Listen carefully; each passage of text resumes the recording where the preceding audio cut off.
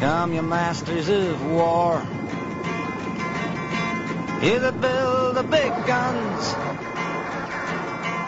you that build the death planes, you that build all the bombs. The most unpopular war in U.S. history dragged on the national consciousness of America and resulted in thousands of protests in the 1960s and 1970s, including Ohio.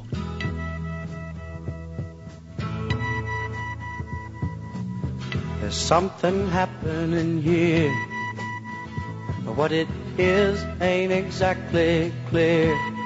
71 injured, 17 arrested after riots on the Ohio State campus in early May. These slides have never been broadcast until now. It's the personal property of retired Brigadier General James Abraham. He wanted to make sure the facts of the riots at OSU would be accurately recorded. As a lieutenant colonel then, Abraham decided to make a report of the campus riots at OSU. And he made this conclusion just 2 days before the Kent State shootings. It really details the entire first entry at Ohio State. And I concluded by saying that somebody's going to get killed or hurt if we didn't change what we were doing.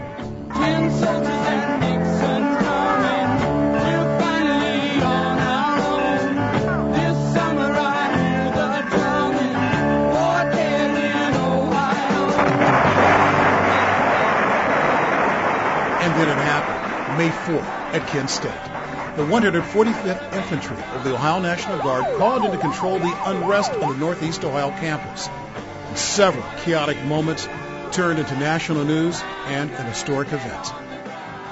I saw the guard come up the hill, turn and fire, the right rear echelon turn and fire.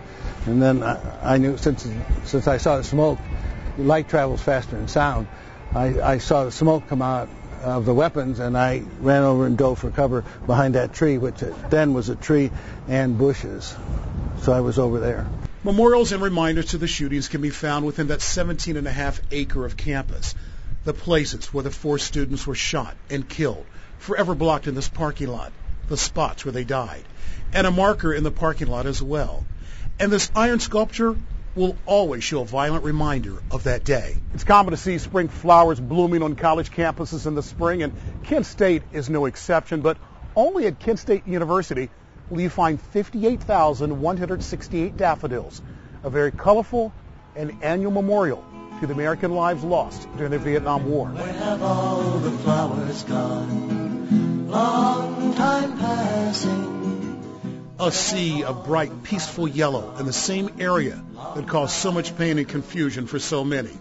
What lessons have we learned in 40 years?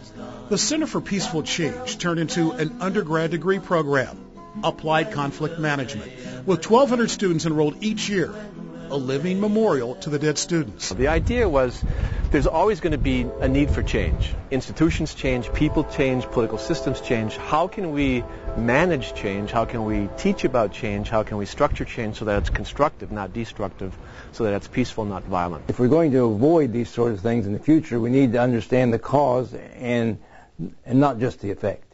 And that's my purpose in saving all this. What I think Kent State did was learn how to manage it, make it in the jargon of education a teaching moment, and that's why I'm talking to you today.